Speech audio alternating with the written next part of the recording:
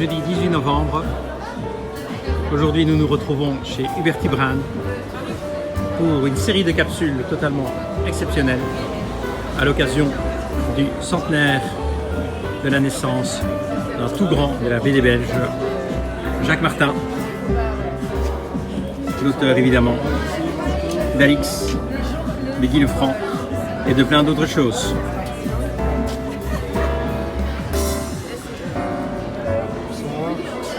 Une grosse soirée pour un auteur phénoménal, qui a laissé un héritage énorme, qui a permis également après lui de pouvoir reprendre. Et donc nous allons découvrir maintenant plusieurs de ses héritiers, en commençant par Laurent Livessard, qui a notamment lancé Alix Origine avec Marc. Bonjour Laurent, toutes les précautions sont prises, nous sommes à distance. Je pense qu'on peut retirer le masque, ce sera plus facile. Allons-y. Voilà. C'est une longue quinzaine qui va commencer, une longue série de promotions qui commence, puisque effectivement c'est le centenaire de Jacques Martin. On va le faire donc de manière un peu plus traditionnelle par rapport à tous les auteurs qui nous attendent. La première question que j'aimerais te poser, c'est comment as-tu découvert Jacques Martin et surtout le personnage d'Alix? Moi, c'est un peu différent de Marc Bourgne, qui est le scénariste, qui lui est un fan, un féru depuis le plus jeune âge. Pour moi, Alix a toujours fait partie du paysage. J'en suis pas un grand fan, je cherche pas, j'ai pas cherché gamin à tout collectionner, mais j'en ai toujours lu, il a toujours été présent en fait. C'est inévitable de lire du Alix. Et du coup, voilà, j'ai plus vite découvert Alix et vu ce qu'il pouvait représenter que forcément connaître Jacques Martin, où là c'est pour moi quelque chose de plus récent. Et quand je me suis mis à faire de la bande dessinée historique chez Assor BD avec Silvio Lucisano sur un album qui s'appelle Le Casque d'Agris, on s'est retrouvé à forcément marcher dans ses pas, parce que voilà, quand quelqu'un comme ça a lancé ce genre, c'est difficile en fait de sortir de ce sentier en fait, parce que c'est d'une redoutable efficacité et ça a un peu ouvert la voie pour tous les autres. En préparant cette interview, j'ai un peu lu sur toi ce qu'on avait déjà dit, ce que tu avais déjà dit et tout, et j'avais trouvé 3 qualificatifs. Portraitiste, surdoué, artiste de nature et puriste. Penses-tu que ce sont les qualités nécessaires effectivement pour reprendre du Alix du Jacques Martin? Je vois que ça sort de la bio que je n'ai pas rédigée. Es-tu d'accord d'abord avec ces 3 qualificatifs ou bien portraitiste, j'ai toujours commencé par ça. Après, de talent, ça c'est jamais ni à moi de le dire, ni. Enfin voilà, le portrait pour le coup est quelque chose de plus intime qui est utile en BD, mais qui n'est pas le cœur de ce qu'on veut faire. C'était quoi ensuite? Ensuite, il y avait artiste de nature et puriste.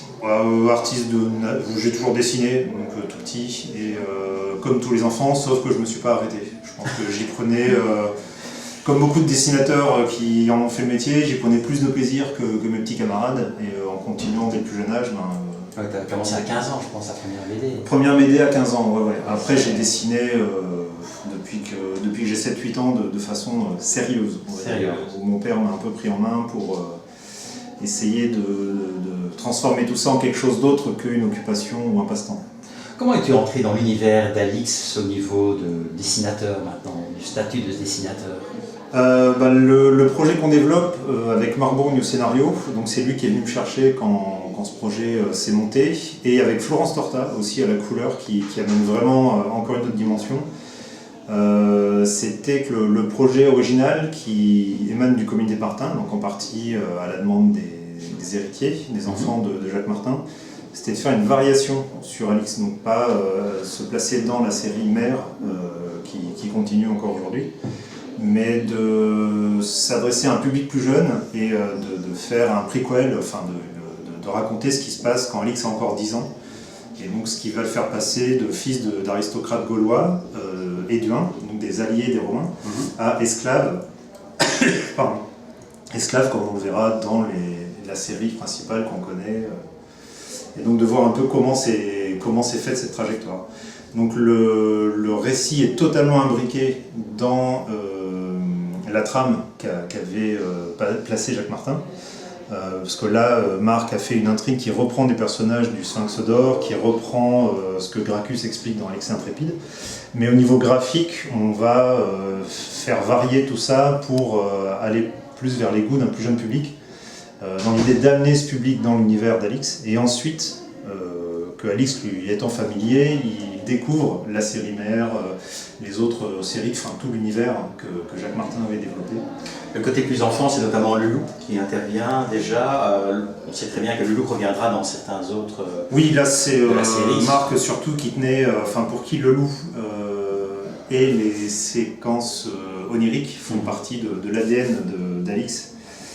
Donc c'est toujours intégré, et c'est vrai que pour lui il fallait que ça commence par ça et qu'on finisse par ça. Il apparaît dans la première page du tome 1 et dans la dernière du tome 2.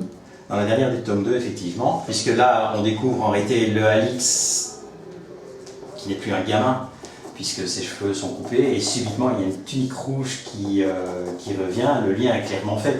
C'était une volonté effectivement de se dire que voilà, on termine le diptyque, maintenant on est clairement dans le passage Alix esclave, Jacques Martin. Oui, alors l'idée c'était de partir d'un Alix qui soit un peu différent de ce qu'on imaginait, et qu'au bout de la première histoire, les fondamentaux soient placés. Sauf que l'histoire est tellement vaste pour ce qu'il fallait pour planter le décor, que là on a pris 2 tomes.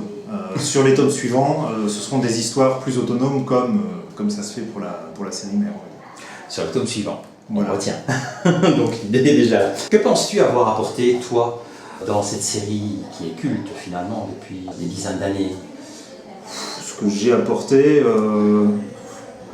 je sais pas, je peux parler de ce que j'espère y avoir apporté. Après, on verra, enfin le temps dira si ça a marché. C'est de vraiment essayer d'accrocher sur un public plus jeune qui, de prime abord, pense que ce sont des choses, l'histoire, l'Antiquité ne sont pas des choses faites pour lui, et de lui faire découvrir ça par ce biais-là, et de l'amener au reste de l'univers d'Alix. C'est d'au moins espérer conquérir un nouveau public et ouvrir encore un peu plus le lectorat. Mais comme Jacques Martin aimait bien le faire, il y a quand même un petit cahier didactique, pédagogique derrière, qui est effectivement très facile d'accès. Oui, là on a... moi je travaille beaucoup avec des spécialistes dans chaque domaine, sur l'habillement, l'armée romaine, à l'époque de César, sur le mode de vie des Celtes, et on en aborde... ça nourrit tout ce qu'on fait dans les planches, mais on ne s'arrête pas dans le récit pour dire là, vous voyez, cette lampe à huile, en fait, elle vient de... Donc on en met un peu... on fait un cahier pédagogique là-dessus pour que quand le jeune lecteur redécouvre, ou la jeune lectrice relit la BD une nouvelle fois, là il y a des choses qui lui sautent plus aux yeux. Mais c'est vrai que de toute façon c'est un domaine tellement vaste qu'on ne peut faire qu'effleurer, et donner envie aux jeunes lecteurs d'en découvrir plus. Ça t'intéresserait de passer dans l'époque Alix traditionnelle, d'en faire un? Alors ça, je ne sais pas si c'est un truc dans lequel je suis à l'aise. Je suis vraiment admiratif de tous ceux qui travaillent sur la série mère, parce que quand j'ai l'occasion de voir ce qu'ils font en dehors de ça, et de voir comment ils peuvent adopter le style de Jacques Martin et se fondre dedans, moi ça m'impressionne toujours, c'est pas quelque chose dans lequel je suis à l'aise. Donc c'est pour ça aussi que j'ai été motivé sur cette série en développant un nouveau style. Mais j'ai pas forcément les épaules pour me mesurer, surtout au niveau de Jacques Martin. Au niveau de Jacques Martin. Alors une dernière petite question. Quel est l'album de Jacques Martin que tu as préféré? Parce que j'imagine que tu les as tous lus. Non. On va devoir censurer cette partie-là, ou je peux la laisser? Ah non, mais je l'ai dit dès le début, en fait, Jacques Martin, pour moi, fait partie du paysage. Non, ça restera quand même... alors c'était un des plus usés dans la bibliothèque du collège, au CDI, c'était la Griffe Noire. Je pense qu'il a été beaucoup emprunté. J'ai pas dû être le seul à le lire. Moi, ça m'a impressionné, en fait, le nombre de rebondissements qu'il pourrait y avoir là, et ça allait toucher à plein de... ça allait évoquer l'image des super-héros sans en être du tout en restant vraiment dans l'Antiquité, en fait, mais d'avoir une imagerie qui touche un peu à tout. C'était assez impressionnant.